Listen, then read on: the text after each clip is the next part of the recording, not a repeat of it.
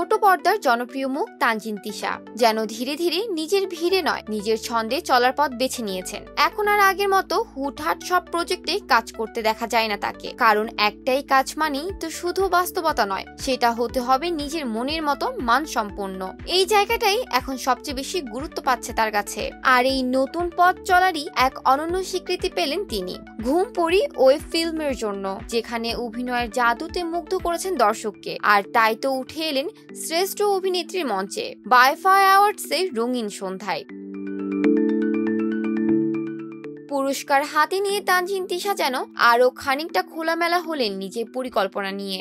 জানালেন ঈদকে ঘিরে কিছু কাজ করছেন বটে, তবে বর্তমানে অভিনয়ের ব্যস্ততা অনেকটাই হালকা, আর সেই ফাঁকে নিজের জন্য খানিক সময় বের করে উড়াল দিয়েছেন দেশের বাইরে। নিউ ইয়র্ক শহরের রোজফিল্ড আইল্যান্ড এখন তার স্বল্পকালীন ঠিকানা, আর সেখানে দাঁড়িয়ে ম্যানহাটনের সিটি স্কাইলাইনকে পেছনে রেখে যখন নিজের ফ্রেমে বন্দি করেন সময়, তখন সেটা শুধু একটি ছবি নয়, এক ধরনের শৈল্পিক উপস্থিতি। ফেসবুকে পোস্ট করা ছবিগুলোতে দেখা গেছে তানজিন তিশার একেবারে নতুন এক রূপ। গাঢ় গোলাপি লম্বা স্কার্ট, ঝকঝকে কমলা টপস, আর তার উপর হালকা বাদামি কার্ডিগান, যার সাদা পশমের কালার যেন আলতো করে ছুঁয়ে গেছে নিউ ইয়র্কের হিমেল হাওয়া। খোলা চুল, হালকা সাজ, আর চোখে স্টাইলিশ চশমা, সব মিলিয়ে একদম সিনেমেটিক লুকে ধরা দিয়েছেন তিনি। তবে চোখে পড়েছে পায়ে সাদা স্নিকার্সও, যেন জানিয়ে দিচ্ছে স্টাইল আর কমফোর্ট দুইটাই একসাথে ধারণ করার আর্টটা তিনি রপ্ত করে ফেলেছেন।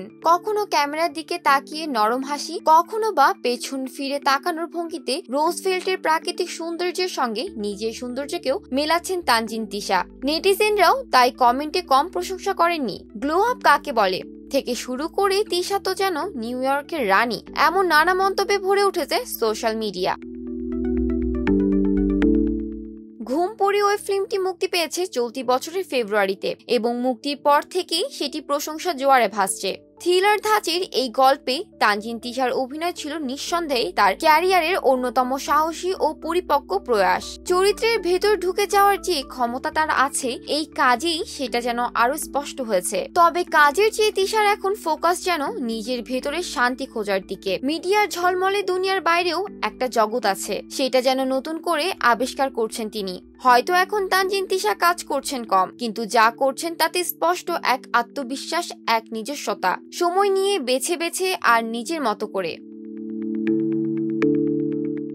তানজিন তিশা মানে শুধু গ্ল্যামার নয়, তার মাঝে রয়েছে একজন শিল্পীর মতো অধ্যবসায়, একজন নারীর মতো আত্মপরিচয়ের খোঁজ, আর একজন পথিকের মতো নতুন কিছু দেখার, শেখার, অনুভব করার গভীর তৃষ্ণা। তার ছবিগুলো শুধু স্টাইল স্টেটমেন্ট নয়, সেগুলো যেন বলে আমি এসেছি নিজের মতো করে থাকার জন্য, নিজেকে ভালোবাসার জন্য। আর এইটাই তো একজন সত্যিকারের শিল্পীর পরিচয়, তাই না?